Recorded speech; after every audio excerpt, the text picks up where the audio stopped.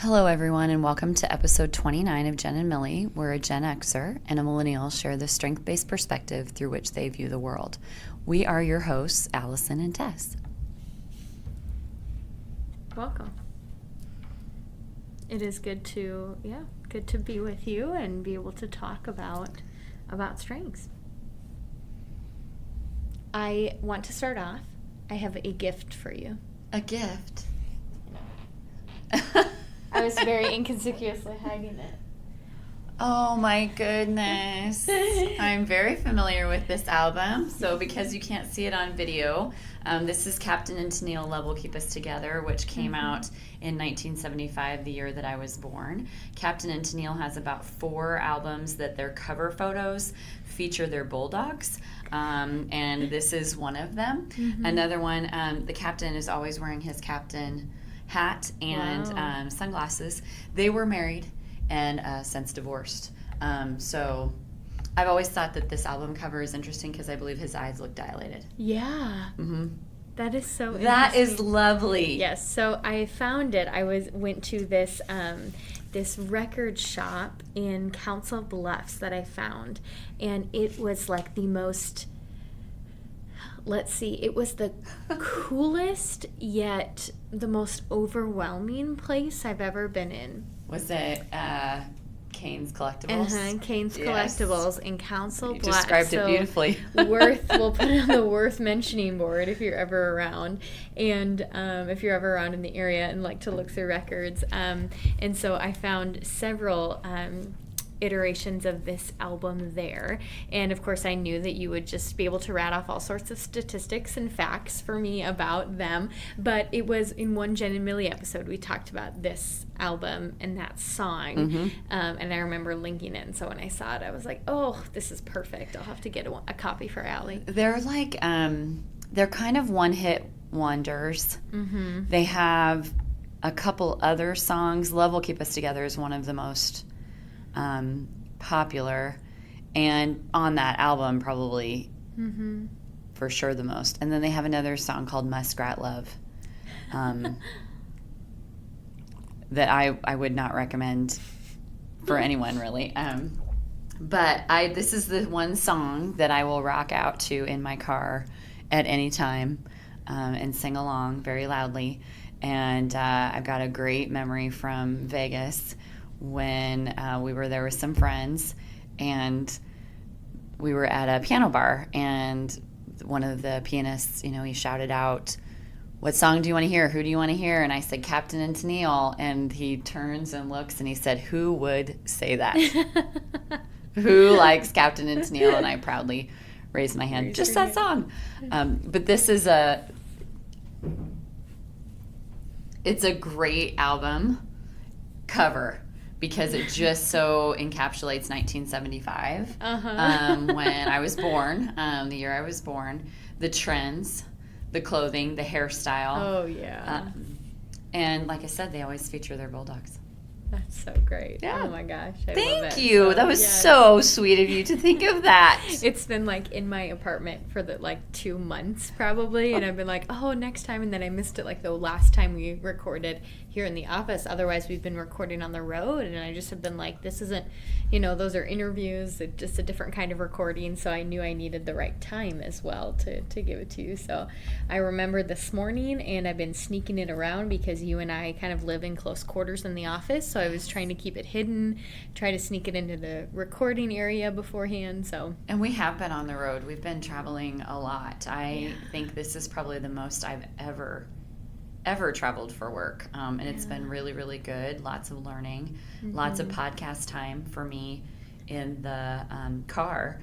So hopefully for anybody who's listening in, if it's part of your travel time, one of the things I've learned is during an Ira Glass interview on Dax Shepard's Armchair Experts, Ira Glass was very critical of the time, the amount of time that Dax Shepard has for his podcasts. And Ira said, you need to be cognizant of how much time people have to listen to a podcast. And I thought, really? So if you are spending your time listening, we are grateful.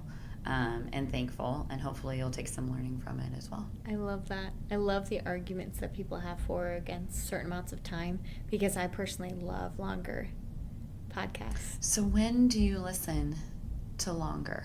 Oh, so I listen to them during like my drive time, but it'll split them up. And I think I like that because of my intellection. Yeah. Like, it allows me to think about one topic over a longer period of time. So I have one example of a podcast I listen to, The Liturgists, and their episodes are a minimum of an hour. Most of them, the one I'm listening to right now is an hour and 40 minutes, this one episode. And it's very like heavy theologically, and they get into really good debates, and it's kind of an overarching topic. Usually, sometimes there's an interview. There are 4 hosts on it, and so they have great conversation. And I really enjoy longer podcasts, because sometimes like 20-30 minute podcasts will be great because it's really good chunks of information. But with my drive time, I'll listen to 2 or 3 of them in a day. So then my brain just keeps moving on to new subjects and new learning, which is fun, but I enjoy soaking in one topic for a longer period of time. So I like when there's continued conversation around one thing. So you would like Armchair Expert, because they're usually 2 hours. The first hour is the interview, and then the next 40 minutes or so is what they call fact check. Which is to go back and talk about the things. And it's not as much fact check as it used to be. It used to be a lot around the things that Dax said that weren't true, around numbers and exaggerations. But now it's more going back to the content and talking about, you referenced this TV show. That TV show came out in 1985, and here's who starred in it. You referenced this movie. You referenced this. And Monica and Dax go back, and it's just the 2 of them on the fact check. And they talk through things that maybe didn't get covered. So the most recent the Ira Glass one was really good, but I'm thinking of the one with Amy Schumer, where it kind of ended on a sour note. And then Monica and Dax went back and talked about that and talked about what happened since then. So it's an hour interview, and then later they come back and do about 45 minutes where they're listening to their podcast and doing some takeaways. And you would really like that, I think, just because of the continual learning. If you like the over time frames learning, what I've found in the travel time is that I like to have a podcast, but then I need some time to think about it while I'm driving. But if I'm driving just here, my drive time is going to be so choppy that I don't know that I could really get in it. Yeah, and so it also depends on, for me, how long I have to drive. So if I'm just going down to grab coffee, or like I went to go mentor today, and so that's a 2-minute drive, I'm not going to put on a podcast during that time, even though it may help me chip away at the hour 45-minute podcast I'm listening to right now. It doesn't, for me, that's not meaningful. I need like a minimum, maybe like 10 minutes. And what's your commute here? My commute is like 15 minutes. Okay. Yeah. So I get a good half hour most days in the commute to here, but I don't want to get in it and then not get back to it. Yeah. Because I'll lose so much. Yeah. But I do sometimes when I'm getting ready. I like to listen to some. And recently I have found that by listening to Dax or listening to any other podcast, I learn about others.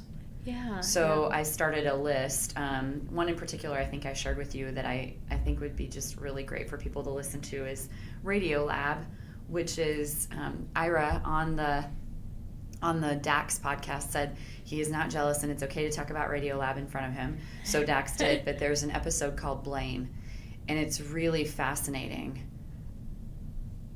A fascinating story about they're in 3 parts. And it's a fascinating story about forgiveness. A gentleman lost his daughter. She was murdered. And he became friends with her murderer. And the power of forgiveness. And recently I've been kind of looking into that a little bit myself, particularly around this time of year. And there was an article I just read about how forgiveness has to start with self-compassion before others. So just today I tried to own a mistake that I made. But I will say I spent most of the weekend kind of dwelling on it, like rehashing why did I do that, or why didn't I think of that ahead, or my empathy, knowing how others might feel why wasn't that on my trajectory to prevent how someone else might have felt? And kind of beating myself up over it. And reading and reflecting on forgiveness is you have to have some self-compassion. So the whole concept of growth mindset, which we talk about a lot, has to start within. So the forgiveness of I made a mistake, but owning it.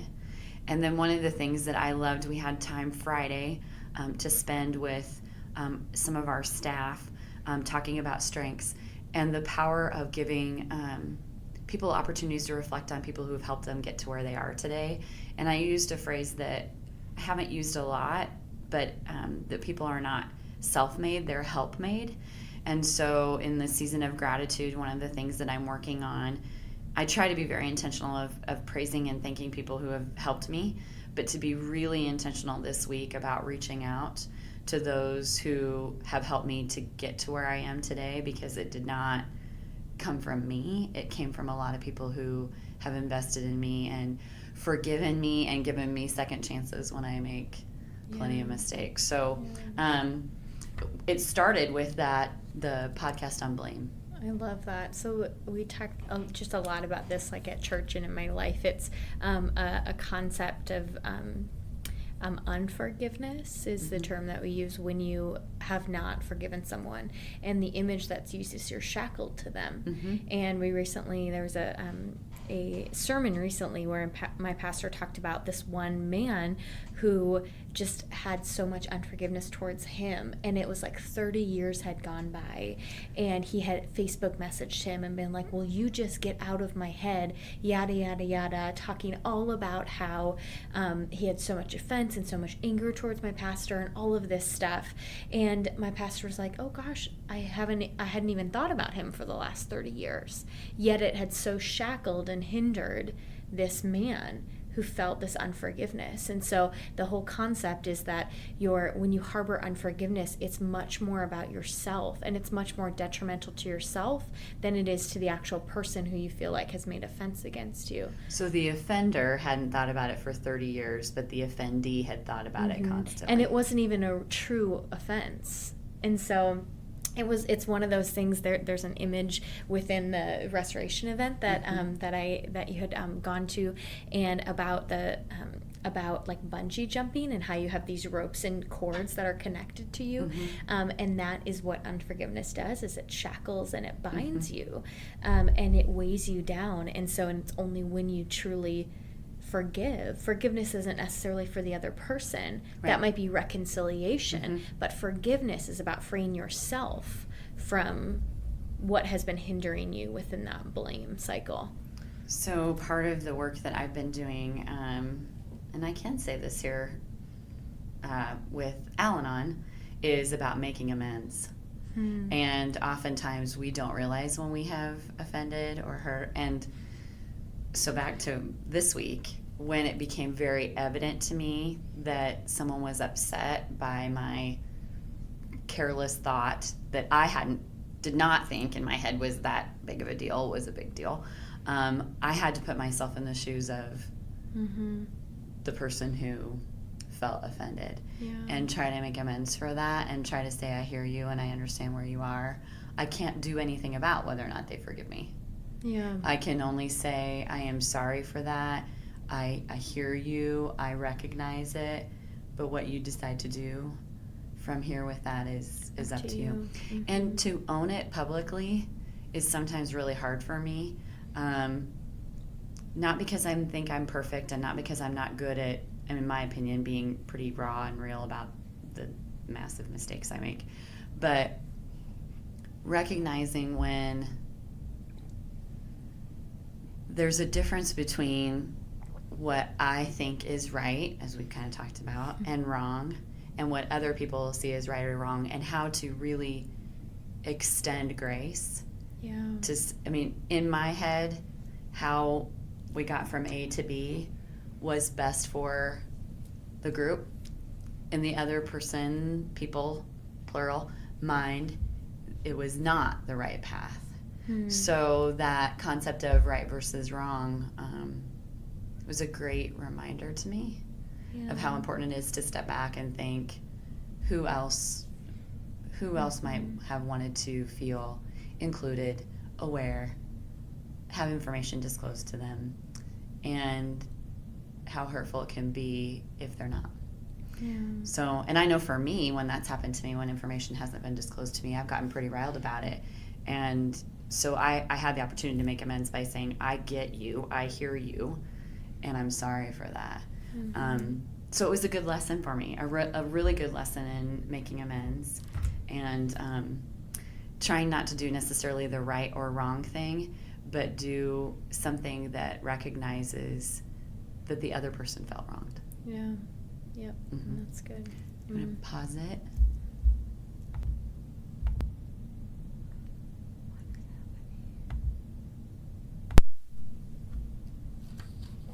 So one of the other things that I hope that we would talk about a little bit today is to give some amazing credit to Hope in Columbus, who puts together some pretty impressive, if I do say so myself, Friday Focus emails. And to be quite honest, I looked forward to every Friday Focus that I got from Bob for the last couple of years. Saved them all. A little bit of strength spotting of input. Saved them all because there were times when a mentor would reach out and I'd think, oh, I can send them that Friday Focus. This was long before the Mentor Resource Library and even my role. And what I've loved is some of the pieces that Hope is putting together. They're really, really good. One a couple weeks ago was about the concept of slacktivism, developed around 95 to 2000. The practice of supporting a political or social cause by means such as social media or online petitions.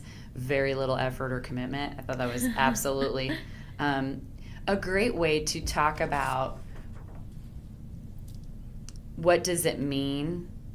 How can we as mentors have conversations with our mentee? And I loved this statement that was in that email.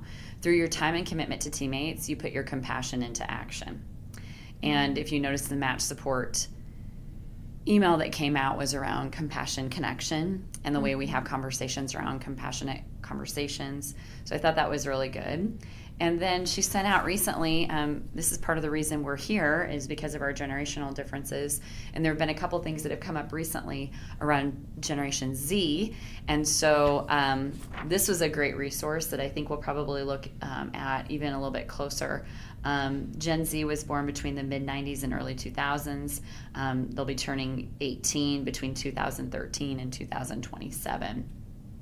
65 million Generation Z. By 2020, they'll account for 40% of all consumers in the United States. Wow. So when we think about that, we were at a training session with another awesome coordinator, Terry, who was telling us about iGen, the book iGen, and how important it is students today feel a sense of safety.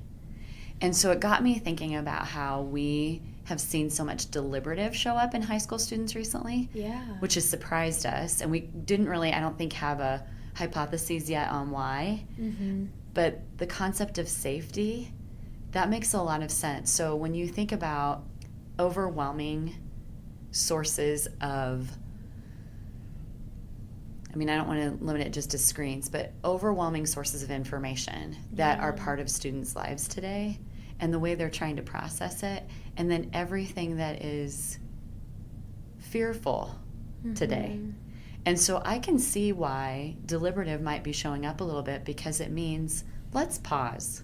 And I think let's step back a second and take a breath. If this particular generation is looking for safety, where do they find it? Is the pause in searching for it? Is it looking for that? I think about my own littles in my life who are not littles anymore, and the way, how intentional they look for safety and structure, how good it's been for them, how dependent they have become on it. So, and it was a very interesting thought, and I'm excited to read the book iGen because it did align so much with the interesting patterns that we've noticed in strengths.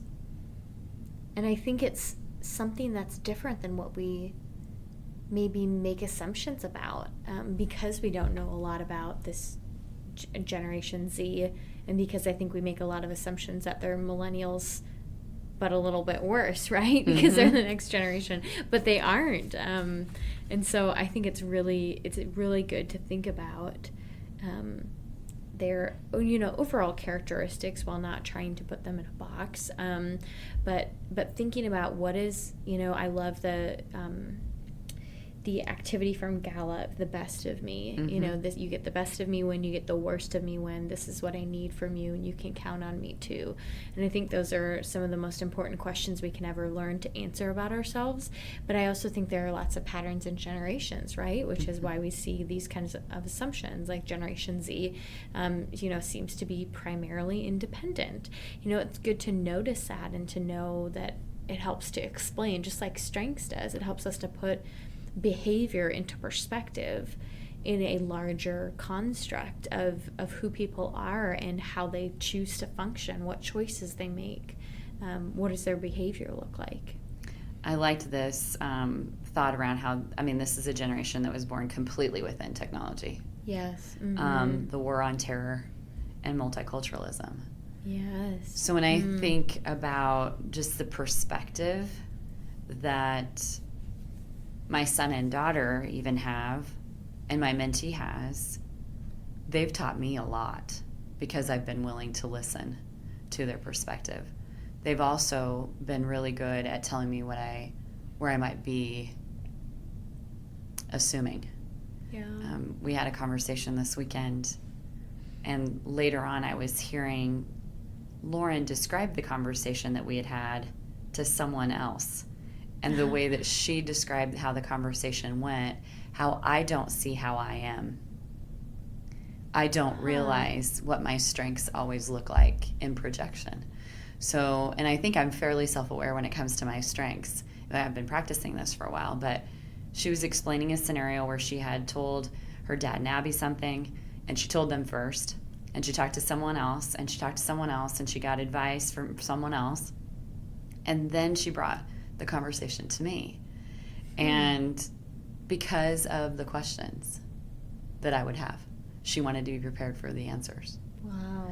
And I thought about that a lot because in my head I think, oh my goodness, why wouldn't my kids want to bring something to me? Why wouldn't people see me as open-minded or open to conversation? Because my questions feel like overwhelming. And so to hear Lauren describe that, it gave me an opportunity to self-reflect and really think about what we ask mentors to do, to really dig deep and think about the way that our strengths look in the mirror are often very different than the way that they come across to others. Yeah. And I don't know that I'll ever have enough practice in that because using them as tools in the way that the phenomenally brilliant young lady in Clearwater Orchard, who is a junior in high school, described her command. She said, I don't have to show up with this all the time. It's a tool. Wow. And I know when to rest it because it's not always going to feel like a strength to other people. Yeah. And that really helped me to kind of think about the ways that how I project my strengths or the best of me. Even that best of me exercise is a great self-reflection, but also to share it with someone is really where it counts. When you sit across from someone who regularly interacts with you and to think about how they may see you get the best of me when might not be the same. So I feel like people get the best of me when my questions are answered. That might not be how they feel they get the best of me. So it was really helpful to think through that. Just lots of learning in the last 72 hours for sure that I wasn't really expecting. And a great opportunity to be humbled. Yeah. Really humbled. Really humbled. Yeah. That was good. That's good. And I think those, I got the opportunity to go on a retreat on Saturday at the Benedictine Center in Schuyler, Nebraska.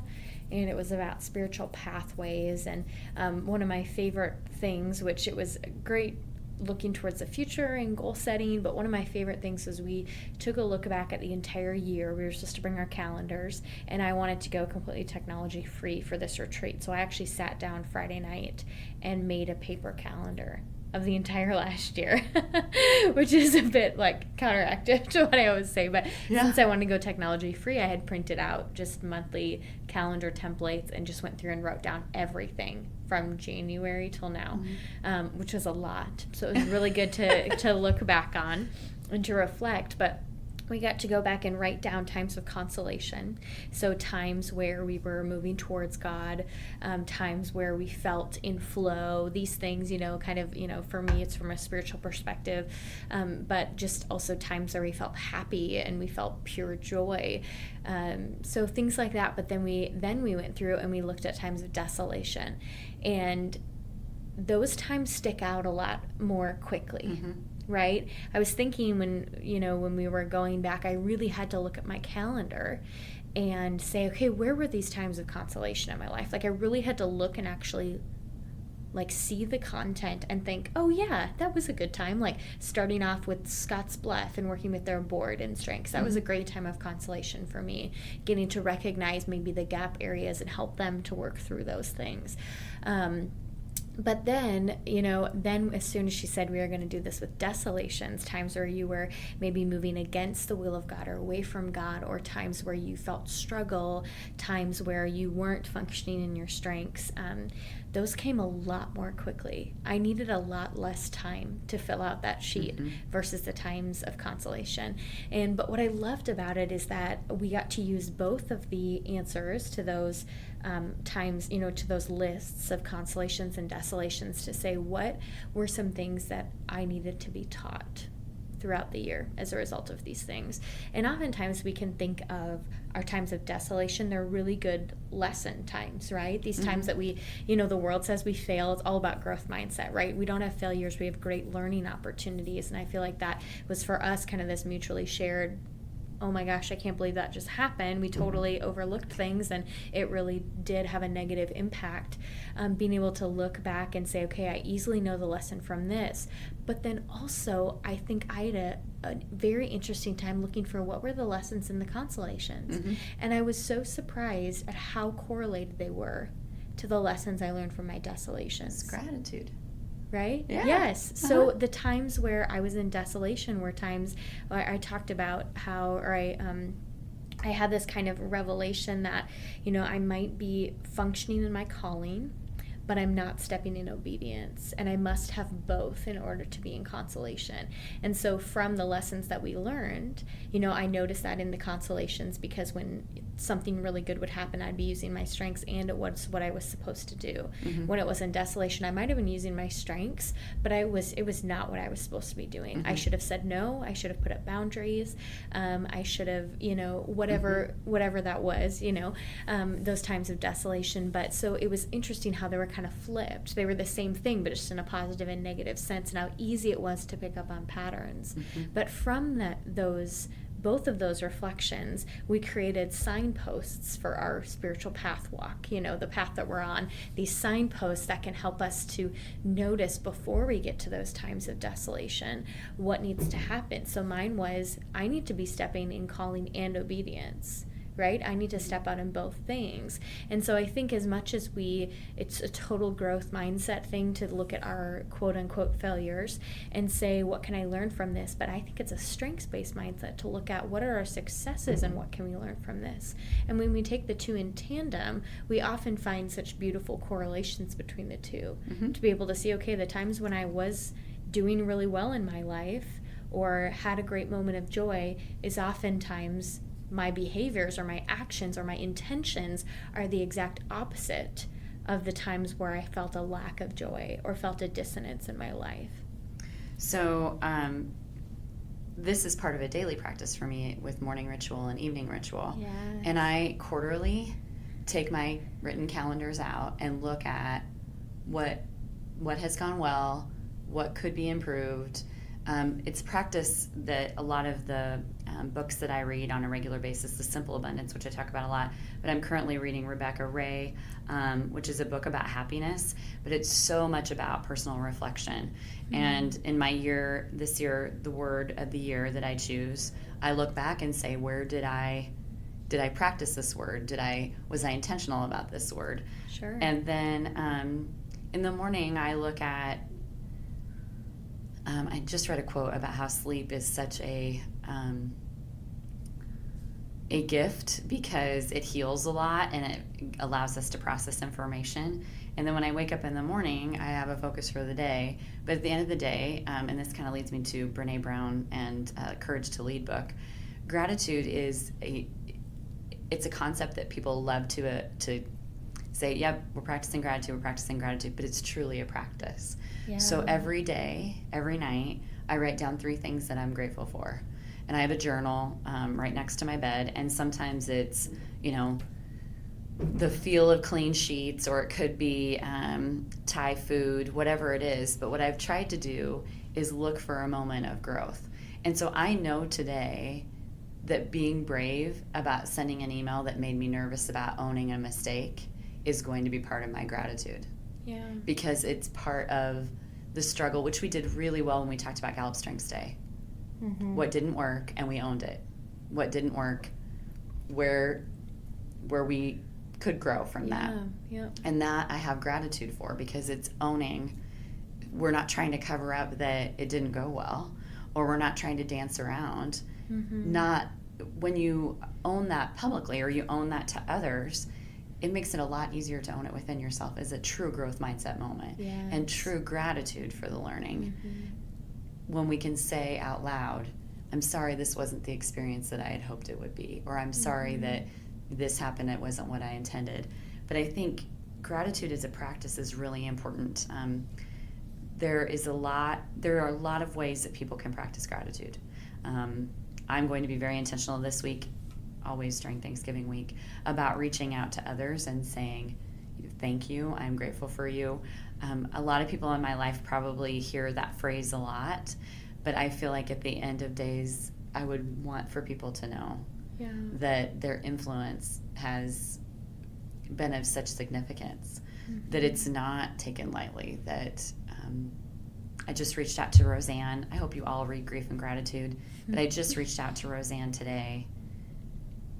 I am so constantly grateful for her willingness to be so raw and real publicly about loss and what mm-hmm. grief looks like. And it looks different on everybody, but just what in her book is Grief and Gratitude.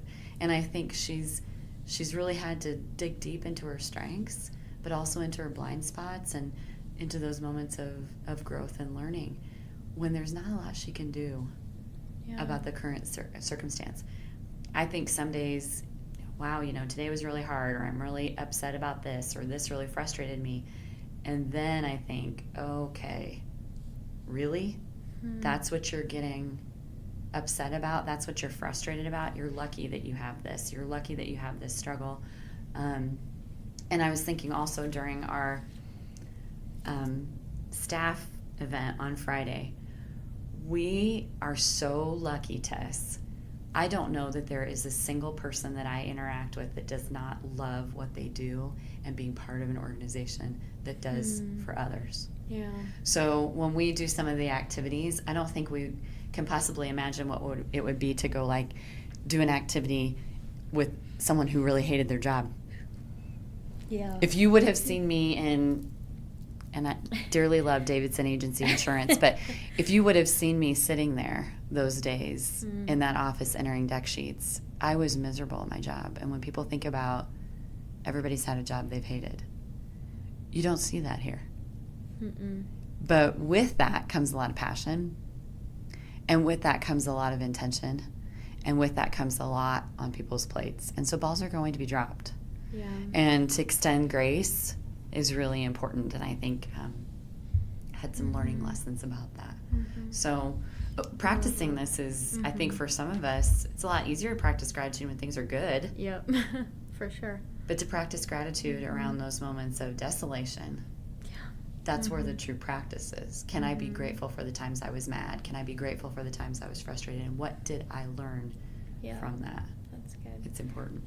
I was so reminded of the simplicity of gratitude, but the power of it when I was with my mentee today. I got this great activity at the Northern Regional Summit from Ann and Wisner, and it was just a Skittles thankfulness. And we've probably all seen a lot of Skittles activities about if you draw this color of a Skittle, answer this question. But it was just one with a framework of thankfulness and Thanksgiving. And so, if you drew a purple one, you had to name a person you were grateful for. If you drew a green, it was a thing. If you drew a red one, it was an event or a moment. If it was an orange one, it was something about yourself that you're thankful for. And I was excited to do it with my mentee, just in order to foster more conversation about gratitude. And I was blown away by her responses to some things. And I often asked her why are you thankful for those things? But there was one of them where it was her first green one, and she'd been wanting a green Skittle for a long time because those are her favorite to eat. Mine too. And it was about a thing. And her very first thing that she was thankful for were her shoes. And I said, why? And she said, well, some people don't have shoes on their feet to wear. And she said, the pavement could be 100 degrees outside and it could burn your feet. Or it could be negative degrees outside and it could freeze your feet. And I'm just so glad that I have something that protects me from that. And I'm sitting here listening to her, and I am like, oh my gosh. Like, there's just so much to look around and be thankful for, right? The fact that you're listening to this means you have enough resources to have a piece of technology to listen to this podcast, right. Which means you're probably in the upper 1% of the world in terms of wealth. Yes. And oftentimes I think, gosh, I could use a lot more money in my life, Mm-hmm. Could be less burdensome to make more money or to have more in my savings account but I have so many resources at my disposal, mm-hmm. and I so often overlook those. So shoes was one, her coat was another, to be warm when she walks outside. And she's from a lower income family, but it's not like they want for any of that. She's never wanted for any of it, but she has it in her mind that a lot of people do. A lot of people do That's want for parent. it. Right? That is a great parent. And that was the first person she said she was thankful for was her mom. And I asked her why, is because she loves her. That is, it's really hard today to provide examples of enough. What is enough? Because we all just want more.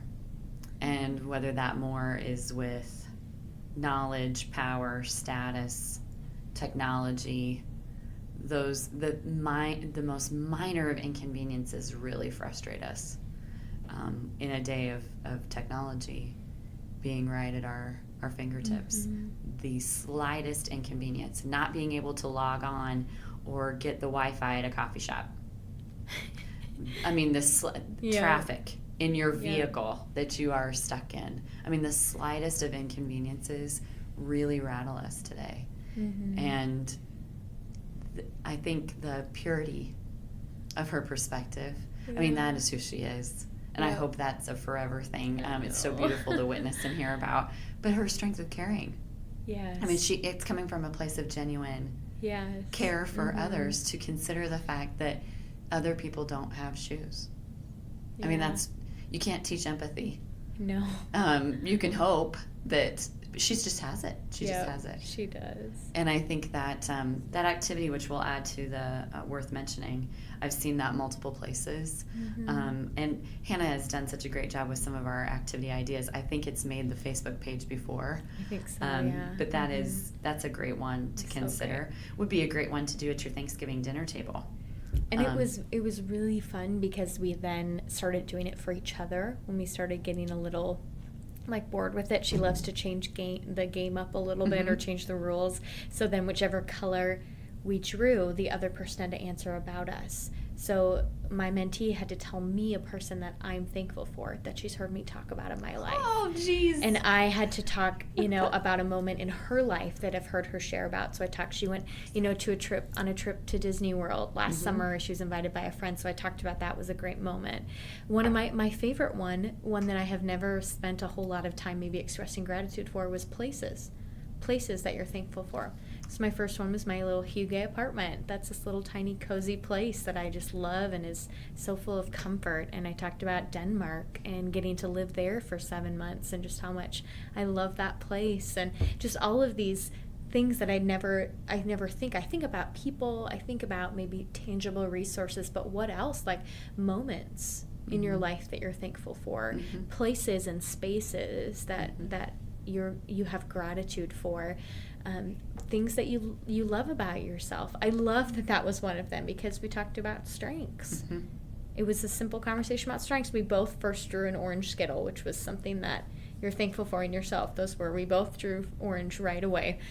So we got to talk about our strengths and how we're grateful for them. So I think that's a great lead into what I saw as very powerful on Friday around we spent time in recognition and recognizing others, and just how beautiful it is when people get to name what is right about someone else.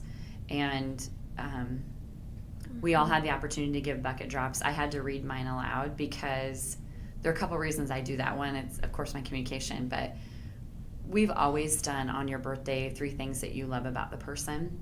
Or anytime the kids would fight, I would stop them and I'd say, okay, right now I need 3 things that you love about your brother. Or 3 things you love about your sister. Or if they were mad at their dad, I need 3 things that you love about your dad. And saying it and acknowledging it out loud is, especially when the person is in the same container as you, the same space as you, that is such a great, beautiful memory cue that later on I've heard, from others is powerful. 3 things that I love about you shouldn't just happen on a birthday. No. And it's a lot easier for us to come up with the 3 things that drove me nuts about you today. Yeah. But to watch that and watch the interaction and watch the way that people felt being recognized, their willingness to hear it, their willingness to accept it and embrace it and say thank you. Because sometimes when we get a compliment, we'll fight it. So that recognition piece, I was so glad was such an important part of the day, and the way that we closed the day, so that everyone could leave feeling like they matter, that they're important uniquely, that they bring such a unique contribution. Particularly one of our staff members who's very young and new, and hasn't even had a review yet. That really stood out to me. Yeah. And that she could hear what we see in her already. So I would like for those that are listening to consider that as a gratitude gift that they could give someone between now and Thanksgiving-ish. Thanksgiving doesn't end for us for quite a while, so we always call it Thanksgiving month. We have so many family events. But over the course of the holidays, think about who could you give that recognition to, and really mean it.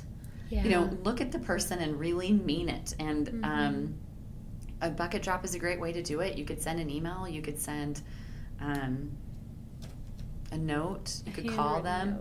Handwritten notes are awesome. Or you could sit across from them and use some Skittles.